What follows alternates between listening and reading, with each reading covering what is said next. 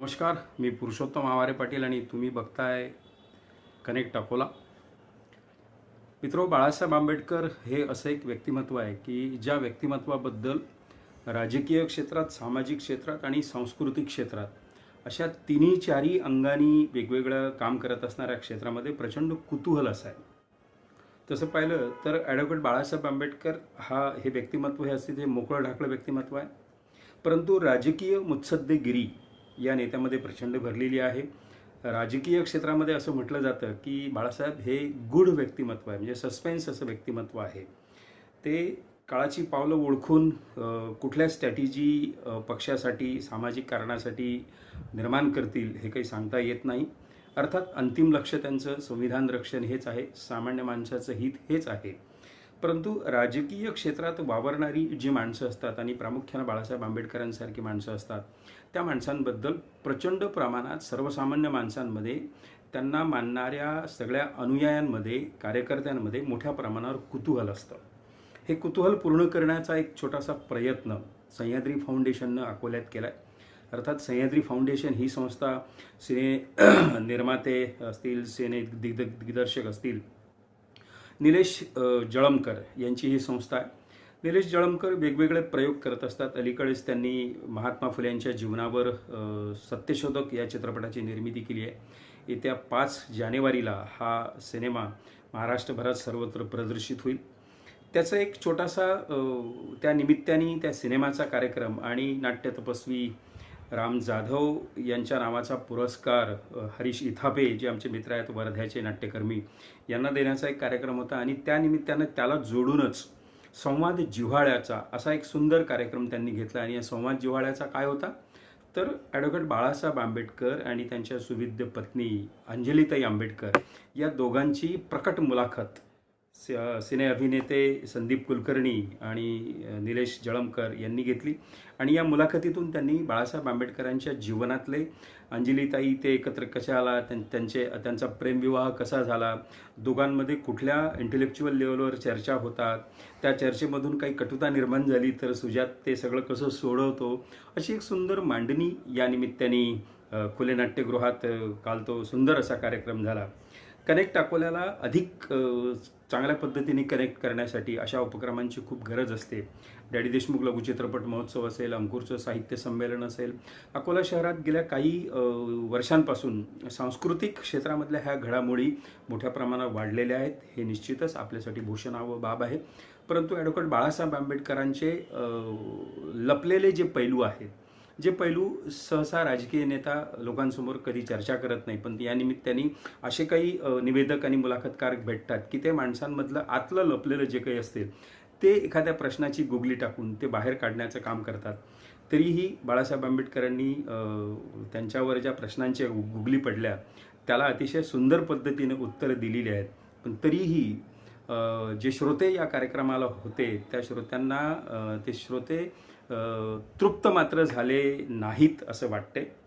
बघा बाळासाहेबांनी आपल्या या मुलाखतीमध्ये काय म्हटलं आहे. सामाजिक चळवळीत असलेल्या कुठल्याही जोडप्यासाठी एका दिशेने वाटचाल करणं आणि समाजाबद्दलची आपली विजन सारखी असणं आणि त्याच्याबद्दलची तळमळ असणं हा तुमच्या सहजीवनाचा खूप मोठा पाया असतो.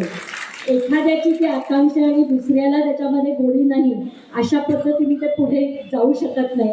आणि मला स्वतःला असं वाटतं की आमच्या लग्नामुळे संपूर्ण आंबेडकरी चळवळीचा जो एक काही मला भाग होता आला, त्याच्यामुळे माझं पूर्ण आयुष्य बदलून गेलं आणि खूप वेगळ्या अर्थाने मी समाजाकडे आणि वरती चळवळीकडे बघायला लागले.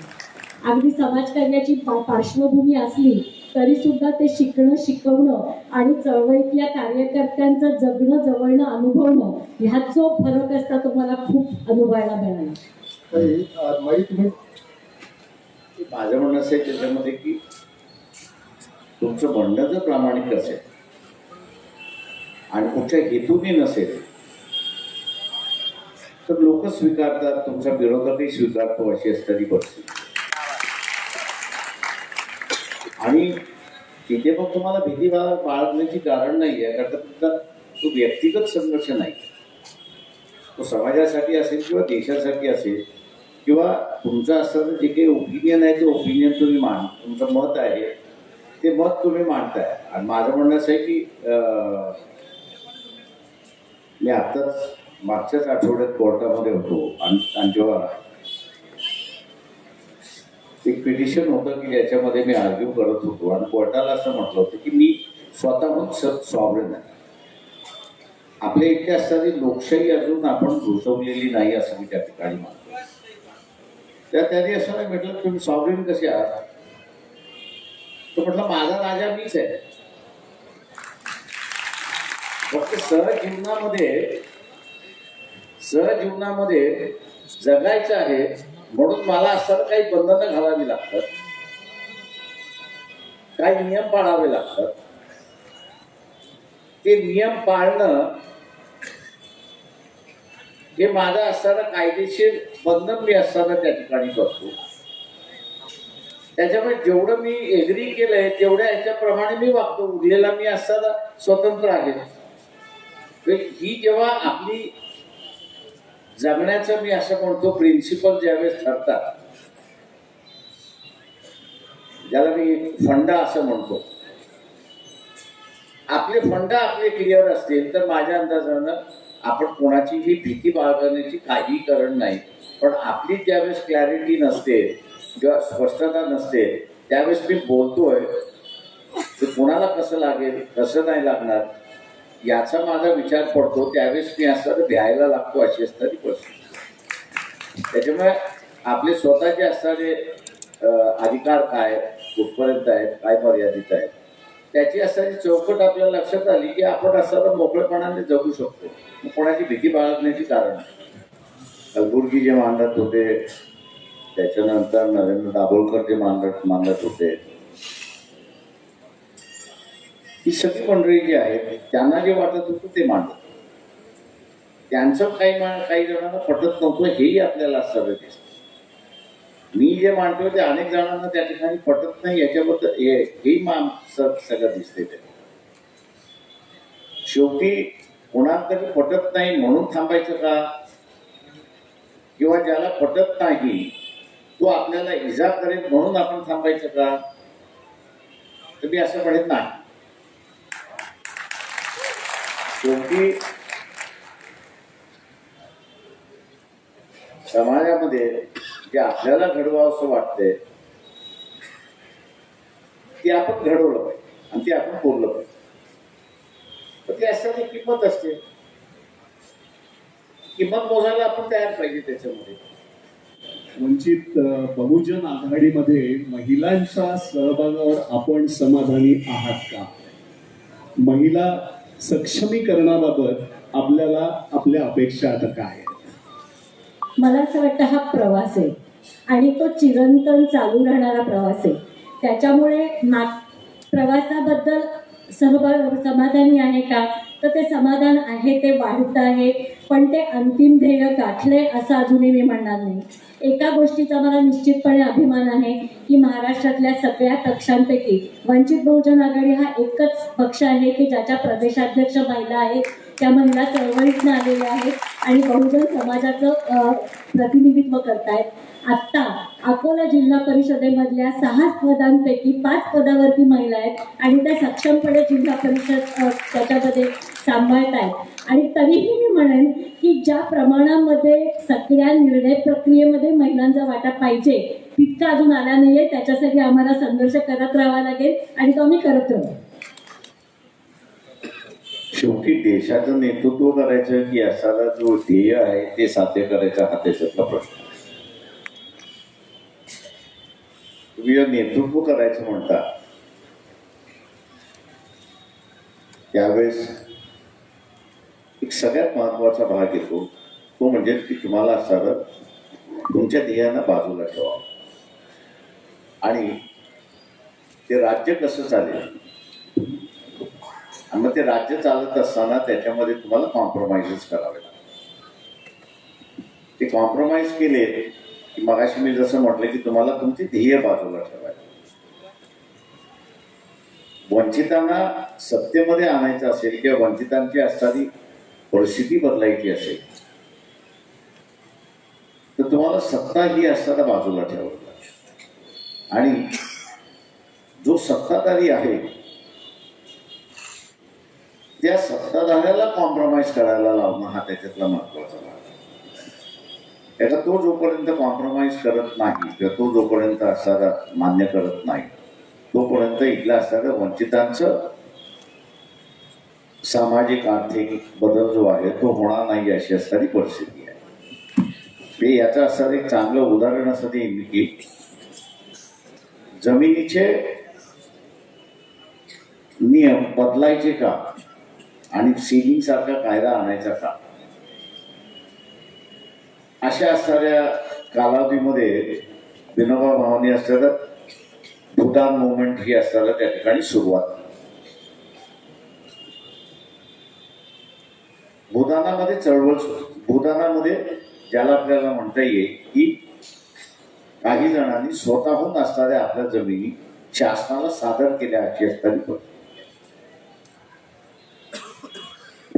मी याच्यावर असताना एक त्या ठिकाणी पाहतो की एक वर्ग आहे की तो बदलला पाहिजे अशा मानसिकतेमध्ये.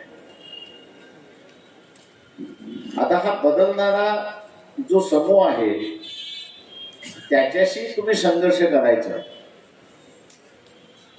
की त्याला स्ट्रेंथन करायचा हा माझ्या दृष्टीने असणारा इतका महत्वाचा प्रश्न आहे. आणि म्हणून तुम्ही लिडरशिप जरी करू शकता अशी असणारी परिस्थिती जरी असली तरी ती करून तुम्ही साध्य करणार आहात की तुम्ही इथल्या असणारा ज्याला कोणाला सत्तेवरती बसवायचं आहे त्याला मदत करून तुम्ही असणारं तुमचं ध्येय साध्य करणार आहात. हा मला वाटतं त्या त्या काळातला असणारा प्रश्न असं मी त्या ठिकाणी मानतो. आणि त्याला स्ट्रेट जॅकेट असं असणारं उत्तर तुम्हाला काही देता येत नाही. परिस्थितीच त्याचं असणारं ठरवत असते की तुम्ही आता कुठल्या रोलमध्ये असलं पाहिजे आणि कुठल्या रोलमध्ये नसलं पाहिजे. त्याच्यामुळे ह्याचं असणारं एक स्ट्रेट जॅकेट आपल्याला उत्तर देता येईल.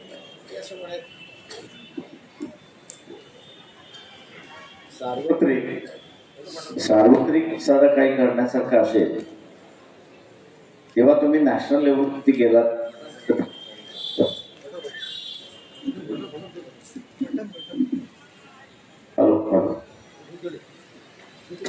परंतु अकोल्यासारखा जिल्हा हा जर त्या ठिकाणी पाहिला तर विविध अंगाने वेगळा आहे आणि आपल्याला असं नव्यानं इथे काहीतरी घडवता येईल करता येईल अशी असणारी परिस्थिती आहे. एक सोशल डायव्हर्सिटी आहे आणि ह्या सोशल डायव्हर्सिटीमध्ये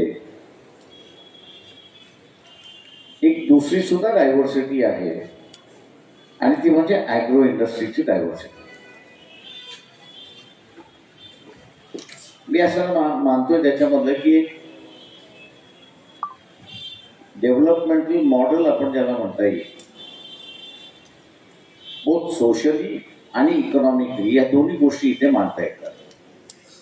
डेव्हलपमेंटल मॉडेल उभं करणं बघा तर जर अकोला शहर आपण घेतलं तर नदीच्या या बाजूला नदीच्या त्या बाजूला असं हे शहर आहे की जे कुठल्या शहराला हा लाभ मिळेल असं मी मानत नाही. आणि 4 धरणं आहेत की ज्याच्यामध्ये पाणीच पाणी अशी असणारी परिस्थिती.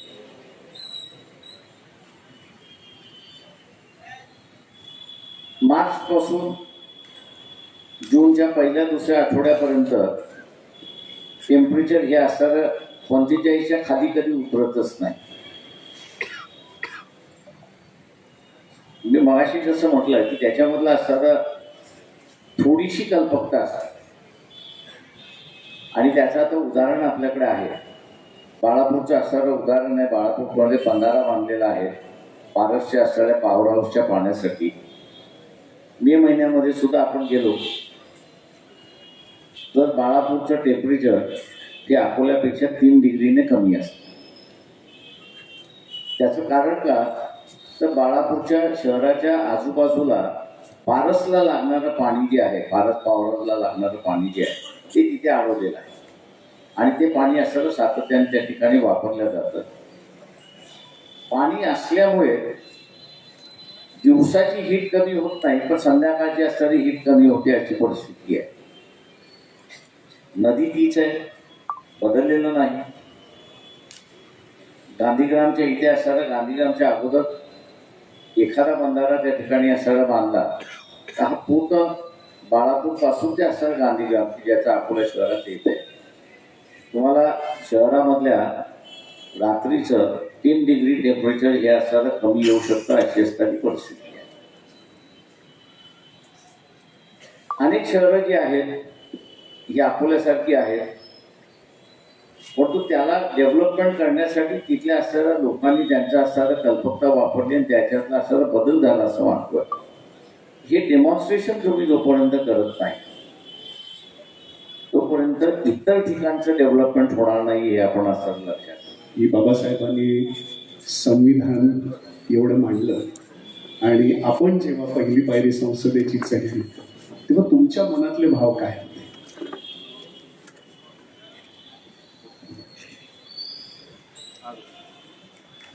मी ज्यावेळेस संसदेमध्ये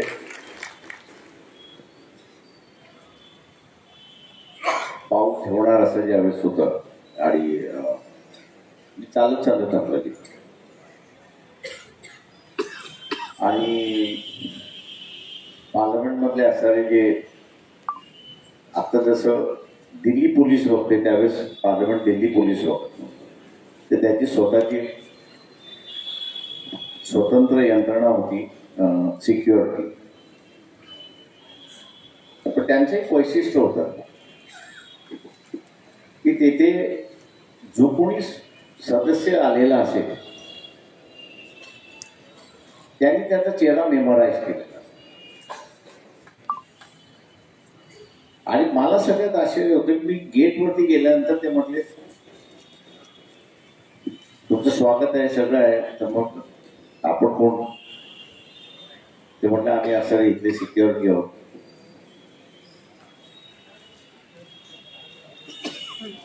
तर सगळ्यात आश्चर्य असं होतं की पोलीस आपण बघितलेले असतात, पोलीस डिपार्टमेंट आपण बघितलेलं आहे, पण हे एक अनोळखी सेंटर आपलं की जिथं आपण कधी आलेलो नाही, गेलेलो नाही त्या सगळ्या ह्याच्यामध्ये. आणि तिथला असताना तो सिक्युरिटीचा माणूस हे माझं नावही ओळखतो आणि तो ओळखतोय, चेहऱ्याने ओळखतोय की इथे असणारा तुम्ही आहेत. हे माझं पहिल्यांदा आश्चर्य त्या ठिकाणी होतं की एक सिक्युरिटीचा स्टाफ की त्यांनी कधी मला बघितलेलं नाही, माझी त्याची ओळख नाही, तोही मला कधी भेटलेला नाही, पण हाच तो माणूस. हे जे सगळ्यात होतं हेच मला सगळ्यात मोठं आश्चर्य होतं की तो आपल्याला कसा ओळखतो त्याचं द्यायचं. ही एक पहिली म्हणजे तुम्ही असं म्हणा की त्या पार्लमेंटच्या गेटमध्ये आत पाऊल ठेवण्याच्या अगोदरची मी गेट ओलांडलंही नव्हतं, बाहेरच होता सिक्युरिटीच्या ह्याच्यावर. तिथेच तो मला ओळखतो आणि म्हणतो यू आर न्यू मेंबर, अमुक अमुक आहात, अमुक अमुक आहात, मी तुम्हाला आतमध्ये घेऊन जातो, सगळं हे करतो त्याच्यामध्ये. दुसरं जे आहे त्याच्यामध्ये ते मी असं म्हणेन की 2 भावना. एक ज्यावेळेस राज्यसभेमधला असणारा जो आहे ते राज्यसभेमध्ये आपण असणारा एका अशा जागी आलेलो आहोत की जिकडनं इतिहास आहे आणि हा इतिहास आपल्याला आता पुढे घेऊन जावा लागतोय. ही एक जबाबदारी जी आहे ती जबाबदारी तिथल्या सरळ जाणं त्यासाठी. दुसरं जे आहे त्याच्यामधलं असं म्हणजे हे राज्यसभेच्या ह्याच्यामधलं आणि ज्यावेळेस मी निवडून गेलो त्यावेळेस लोकसभेच्या ह्याच्यामध्ये एक लाल रंगाचं आणि हिरव्या रंगाचं राज्यसभा जे आहे ते लाल रंगाचं, त्याच्यामुळे त्याला मी लाल बावटा म्हणत असतो. आणि लोकसभा जे आहे ते हिरव्या रंगाचं आहे, हे आपलं नैसर्गिक असं त्या ठिकाणी मानत. त्यामुळे या दोन्ही ठिकाणी जाण्याच्या असणाऱ्या ज्या भावना आहेत या दोन्ही वेगवेगळ्या आहेत. इथे असणारं एक नाविन्य आपण असताना, म्हणजे नाविन्य जसं आपण म्हणतो की कुतूहल असतं आणि एक जबाबदारी त्याच्यामध्ये आहे, तो असणारा एक भाग आहे. आणि लोकसभेमध्ये ज्यावेळेस हिरवं जे आहे ते लोकसभा जी आहे तिथे असताना जातं त्यावेळेस लक्षात येतं की हे आपलं कर्तृत्वाचं ठिकाण आहे आणि इथं आपल्याला नव्यानं सुरुवात करावं लागतं. इथली इनिंग्स वेगळी आणि इथली इनिंग्स वेगळी ही त्याची लक्षात येते, अशी असणारी परिस्थिती आहे. मी असं म्हणेन की जे शासनकर्ते आहेत आणि जे विरोधक आहेत या दोघांच्या संदर्भात मी असं म्हणेन की समाधानी नाही. त्याचा जो शासनकर्ता वर्ग आहे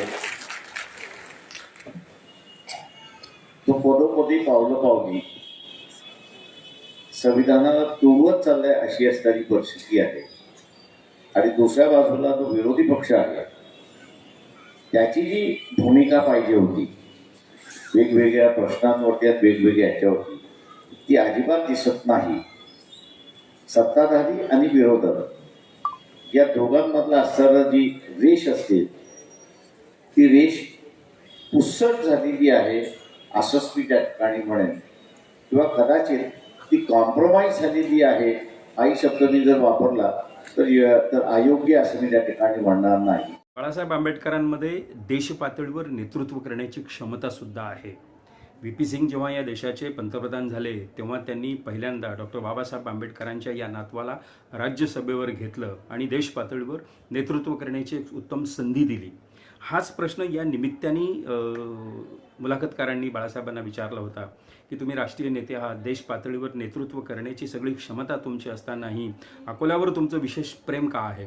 त्याचं उत्तर देताना सुद्धा बाळासाहेबांनी ज्या सफाईनं उत्तर दिलं ते सगळं पाहता मला वाटते की राजकीय नेते जे आहेत की ज्यांना साधं बोलणंसुद्धा जमत नाही आणि बोलण्यातून ते कॉन्ट्रोवर्सी निर्माण करतात, अशा नेत्यांच्या भाऊगर्दीमध्ये ॲडव्होकेट बाळासाहेब आंबेडकरांसारखा माणूस या पद्धतीने प्रश्नांची उत्तरं देत असेल आणि अकोल्यावर माझं विशेष का प्रेम आहे, अकोला ही कशी समतेची भूमी आहे आणि या भूमीमधून बहुजन राजकारण कुठल्या पद्धतीने त्यांनी सुरू केलं, त्याचे मेसेज महाराष्ट्रभर आणि नंतर देशात कसे गेले याची एक सुंदर मांडणी त्यांनी केली आहे. सुदैवानं बाळासाहेब आंबेडकरांना पूर्वीच्या अंजली महादेव आणि नंतर अंजलीताई आंबेडकर यांच्यासारख्या सुविद्य पत्नी मिळाल्या की ज्या ऑलरेडी सामाजिक क्षेत्रात पुण्याच्या सांस्कृतिक क्षेत्रामध्ये मोठं भरीव योगदान त्यांचं आहे. स्त्रियांच्या संदर्भात सुद्धा जे उत्तम पद्धतीनं काम करतात अशा अंजलीताई आंबेडकर त्यांना सुविद्य सोबती भेटलेल्या आहेत. मला वाटते अकोल्याच्या या मुलाखतीमधून अनेकांना बाळासाहेब आंबेडकरांचे न उलगडलेले पैलूसुद्धा ऐकायला मिळाले असतील. मित्रो, हा व्हिडिओ आवडला असेल तर तुम्ही निश्चित हे चॅनल सबस्क्राईब करा आणि व्हिडिओ शेअर आणि लाईकसुद्धा करा. धन्यवाद.